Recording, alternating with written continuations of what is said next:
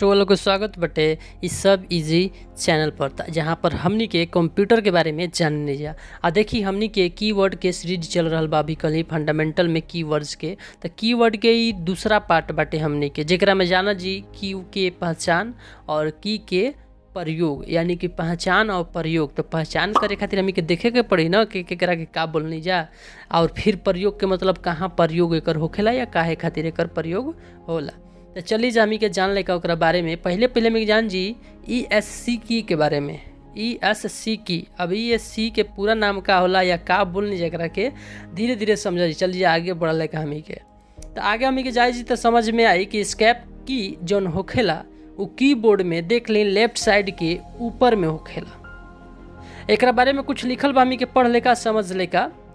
ESC की का प्रयोग वर्तमान में चालू किसी टास्क को कैंसिल करने के लिए किया जाता है। यानी कोई टास्क करतनी कोई काम करतनी कोई एप्लीकेशन खोल के और ओकरा के कैंसिल करल चाहतनी टास्क के हम नहीं करल चाहतू टास्क तो कैंसिल करे खातिर इस ESC की के प्रयोग करने जाए। ऐसे एकर नाम होखेला हमी के स्केप।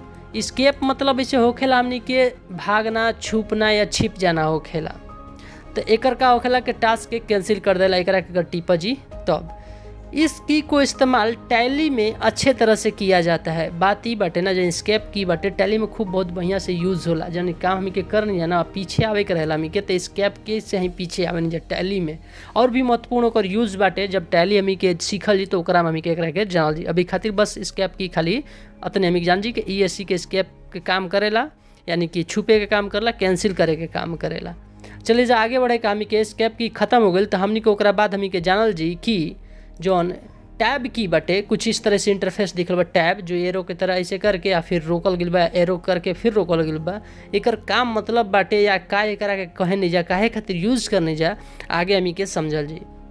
तो देखी जौन टैब की बाटे ई कीबोर्ड में लेफ्ट साइड में दिखेला और देखी ये जगह पर ये चीज़ दिखेला टैब। ऐसे टैब के प्रयोग का कर काहे खातिर यूज करला। टैब जैसे ही मार नहीं जा हमनी के ना टैब जैसे कोई काम करती या कोई लिखे वाला राइटिंग वाला चीज़ पर राइटिंग सेक्शन पर कुछ लिखते हैं जैसे MS वर्ड या वर्डपैड या कहीं भी कुछ लिख रहा बन जा आ टैब में मारा नहीं जाए जैसे ही ना तो हमी के रूलर अगर रही हो में तब पता चले तो इसे पता ना चलिए अंदाज़ा लगा सकते हैं सिर्फ कि 5 पॉइंट खाली जगह छोड़ देवेला खाली जगह छोड़ देवेला बीच के। जैसे राम लिखनी टैब मार देम तो अब राम सिंह लिखे के रही अब तो 5 गो पॉइंट छोड़ दी दूरी ज़्यादा बढ़ जी जो हमी स्पेस रहेला जगह खाली छोड़ के लिखन जो कुमार ना तो वो 5 पॉइंट तक बढ़ जाला। बात के समझम इसको अपने ज़रूरत के हिसाब से बड़ा छोटा कर सकते हैं यानी कि 5 पॉइंट छोड़ला बाय डिफ़ॉल्ट रहेला। ऐसे में चाहिए तो बड़ा छोटा करा के कर सकता नहीं जा। टैब की के बारे में हमी के समझ के नहीं जा लेकिन बात ई बाटे रे कि समझत नहीं जा की के बारे में बारीकी से इतना का है कैसे कि हमी के ज़रूरत पड़ी आगे जब हमी के पढ़ जी कोनो एप्लीकेशन जैसे पेंट पढ़ी जा या MS ऑफिस में कुछ पढ़ी जा तो जी ज़रूरत एकर पड़ेला बहुत ज़बरदस्त तरीका से। कहीं यूट्यूब पर किसी भी यूट्यूब पर कहली कि ऐसे डीप में कोई बतावे ना जाला ना बतावेला। ये एगो पागल चैनल बा कहनी सठी आइल जो बता रहा भाई इतना नीचे नीचे के भी बात बता रहा बटे ठीक। तो टैब की के बारे में जान गए अब हमनी के आगे जो जाने के बाटे वो जाने के बाद कैप्स लॉक। तो देखिए कैप्स लॉक जौन बाटे हमनी के ई काम का करला कीबोर्ड में देख ली ये तरीका से एज की दिखेला कैप्स लॉक। अगर कैप्स लॉक टिप दिए एक बेर तो यहाँ बत्ती जल जाला देखिए साइड में। देखिए कैप्स लॉक जौन बाटे का होखेला अगर टिप दिले रहता है तो ये काम का करला जो अल्फ़ाबेट लेटर रहला अल्फ़ाबेट लेटर कहे के मतलब A से लेकर Z तक जो रहेला वो ओकरा के अल्फ़ाबेट लेटर कहे नहीं जा। तो जौन A से Z तक लेटर बाटे अगर कैप लॉक टिप देते हैं हमी के कैप्स लॉक तो का होखेला एकरा कंडीशन में कि सब बड़ा में लिखाएला कुछ भी लिखम सब बड़ा बड़ा अक्षर में लिखाई समझ नहीं बड़की अक्षर में लिखाला। आ जैसे ही कैप्स लॉक हटा दे यानी टीपर रहता टे हटा दे टीपी जना एकरा के बल्ब वहाँ बत्ती ना जलाई जा तो का हो कि जितना लेटर बाटे अल्फ़ाबेट के उस सारा के सारा छोटा में लिखाई। ऐसे देखिए हमी के बेसिक नॉलेज लेते हैं जा एकर भी और भी यूज होला लेकिन हमनी के सिर्फ अभी इतने जाना जी कि एकर बेसिक ज्ञान जान जा का कैप्स लॉक कहा जाला कौना साइड में रहेला या कैसन दिखेला एकर नाम का बा थोड़ा सा एकर काम का बाटे ई जानल जरूरी बाटे। तो चलिए जा हमी के थोड़ा थोड़ा सब के बारे में कुछ कुछ जान लेगा। ऐसे ही सीरीज चलता टे हमी के पूरा कीबोर्ड के सीरीज चली बढ़िया से डीप में ठीक ना। तरवा ए वीडियो पर ये कहली चैनल पर बने खातिर का करें कि चैनल के सब्सक्राइब कर लें। तो देखिए हमी के कैप्स लॉक जान के नहीं जा अब हमी के जानल जी शिफ्ट की बहुत ज़बरदस्त चीज़ बा। शिफ्ट की बहुत काम आयल बहुत देखिए जान लेगा शिफ्ट की जोन बाटे कीबोर्ड में लेफ्ट साइड और राइट साइड दोनों रहेला। ई जान ली कि जब हमनी के यानी यूज़र यानी कि हमनी के जब एकरा के दबा देवे निजा आ दबा के कहनी के रख ले रहनी जा छोड़े ना दबा के रख ले रहनी जा तो जौन भी अल्फ़ाबेट लेटर होला ए से जेड तक वो बड़ा में लिखाए लगेला। आ जैसे ही एकरा के छोड़ के या लिख दी यानी कि शिफ्ट ना दबल रहा जैसे ही लिख जी तो छोटा छोटा लिखाला।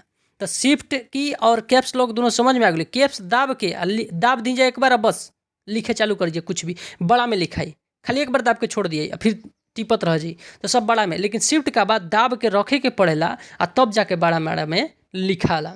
तो देखी जौन बाटे शिफ्ट की एकर का कहली कि कोई सिंबल लिखल रहेला कीबोर्ड पर। सिंबल कहे के मतलब देख ली यहाँ 7 के ऊपर लिखल बाटे एंड के साइन या फिर 9 के ऊपर भी लिखल बा ब्रैकेट 0 के ऊपर ब्रैकेट। अगर ऊपर वाला चीज़ लिखे के रहेला तो शिफ्ट दाब के टिप जी तो ऊपर वाला चीज़ हमनी के खूब बढ़िया से लिखा जाए। कहीं भी दूगो चीज़ लिखल हो कोनो कीबोर्ड पर बहुत सारा की में रहेला ऐसा लिखल रहेला तो ऊपर वाला चीज़ हमनी के टिपे के रहेला दबावे के रहेला या काम में लावे के रहेला तो शिफ्ट के साथ में दबाव नहीं जाओ काम वाला चीज़ के हमनी को चीज़ आ जाला। तो देखिए शिफ्ट को के प्रयोग जैसे और भी बहुत कुछ होला हमी के आगे सीखल जी ठीक ना। ऐसे समझ ली कि शिफ्ट अकेले प्रयोग ना होला शिफ्ट खाली टिप दी या कुछ होई ना शिफ्ट के साथ में कुछ टिपे के पड़ेला। तो देखिए हमी के शिफ्ट अब जान गए जा। अब शिफ्ट के बाद हमनी के जानल जी अगला जौन बाटे हमनी के अगला हमी के कंट्रोल की बा। हाँ तो कंट्रोल की या कंट्रोल की के बाद हमी के जाना जी अल्ट। लेकिन दोनों के एक साथ समझे के हमी के पड़ी तो चली जा दोनों के एक साथ समझ ले हमी के कंट्रोल की और अल्ट की कहने जा कंट्रोल CTRL के कंट्रोल कहने जा अल्ट के अल्टर कहने जा। तो देखिए जी जाना जी तो हमी के देख लिए दोनों साइड बाटे दू गो बाटे कंट्रोल अल्ट लेफ्ट साइड भी बा कंट्रोल अल्ट ए साइड भी बा राइट साइड भी लेफ्ट साइड भी बाटे ठीक। आखिनी के दोनों का नाम बतेबे के लिए कि कंट्रोल CTRL के कंट्रोल कहने जा और ALT के हमें कहने जा अल्टर की। तो देखिए दोनों के यूज जोन होखेला अकेले ना हो सकेला खाली अकेले टीपी अल्ट काम कर जाए कुछ ना या फिर कंट्रोल टीपी अकेले कोनो काम होई तो ऐसा कुछ होखे वाला नहीं खे। इन्हीं के कॉम्बिनेशन चलेला। कॉम्बिनेशन कहे के मतलब कुछ ले के लेटर अपना साथ आ तब ओकरा बाद ही काम करेला। लेटर कल या फंक्शन की भी ले सकेला हो सकेला। तो आगे हम जान ले धीरे धीरे करा के। तो देखिए जैसे में लिखल बा कंट्रोल प्लस ए के मतलब होखेला सिलेक्ट करना कुछ चीज़ के या कंट्रोल प्लस P के मतलब होला प्रिंट करना ऑल्ट प्लस F4 के कोई प्रोग्राम या कहली एप्लीकेशन के बंद करना। एकरा के हमी के कर के सीखल जाई लेकिन फिलहाल बेसिक नॉलेज खातिर हमी के याद करल या जानल जरूरी बाटे। हमी जब आगे एप्लीकेशन पढ़ा जी तो उसकी कर के देखल जी एक यूज भी समझा जी। कैसे कि ज़्यादा लंबा हो जी वीडियो हम नहीं चाहत करुआ सबके पूरा करके बताई खाली हम चाहते नहीं करुआ बस समझ ले एकरा के। हमी के अब अगला जाना जी अल्ट तो जानेंगे नहीं कैप्स लॉक जान गए जा अगला हमी की इंटर की जाना जी। तो देखिए कीबोर्ड में इंटर की बीच से थोड़ा सा राइट में होखेला इंटर की के का प्रयोग होला कोई सिलेक्ट कर रहेला हमी के फाइल या फोल्डर रहेला सिलेक्ट या फिर कोई डॉक्यूमेंट रहेला तो ओकरा के खोले खातिर प्रयोग करने जा। जैसे कि हमी के कोनो फाइल या फोल्डर सिलेक्ट रही या इंटर टिप दी तो खुल जाई। आ एकरा के प्रयोग वो समय भी करने जा जब हम कोनो पैराग्राफ लिखे नहीं जा ओकरा नीचे फिर कुछ लिखे के रहेला नीचे कह लेंगे नीचे का मतलब नीचे आके लिखे जैसे लिखनी दिस इज पेन आ फिर एक नीचे से लिखे के रही कुछ भी तो हम का करम इंटर दबाम तब कुछ लिखाई हमारा इस तरीके से बात समझ नहीं। तो चलिए जामी के अगला जान जाए का इंटर की हमी के तो समझ में आइए गई। अब विंडोज़ की इतना ज़बरदस्त चीज़ बा कि हमी के बहुत काम आसान करला है। कैसे समझे जी हमी की विंडोज़ की कैसे आसान करला। लेकिन कीबोर्ड में देखिए दोनों साइड बा लेफ्ट साइड भी राइट साइड भी जौन बनता बहुत रही। विंडोज़ की का प्रयोग स्टार्ट मेन्यू को खोलने के लिए करते हैं। स्टार्ट मेन्यू को खोलने के लिए स्टार्ट मेन्यू कहे का मतलब ये बाटे कि हमी कि जैसे करके टिपल जी ना तो स्टार्ट मेन्यू खुल जाए। स्टार्ट मेन्यू स्टार्ट यानी कि जौन चीज़ स्टार्ट कर चाहती जौन काम स्टार्ट कर चाहती जौन चीज़ पर सीखल चाहती करल चाहतनी वो चीज़ सामने में दिखे लगेला और फिर वो जी जौन मन तौन चालू कर सकते हैं हमी के। तो चली जा हमी के विंडोज़ की जान गए जा। विंडोज़ की के बाद हमी जान जी बैक स्पेस हमी के गलती के माफ़ भी कर ला एक तरीका से कह लें या हमी के हटा सकते हैं जा। ऐसे तो कॉपी में लिखा जी तो हमी के कुछ हटा ना सकते हैं हटाने जा हमी के मिटा के लेकिन बैक स्पेस जी बा ओकरा के मिटावेला ना बल्कि हटा देवेला। देखिए बैक स्पेस कीबोर्ड में हमनी के मिडिल से थोड़ा सा राइट में बाटे बीच से यानी कि थोड़ा सा राइट में।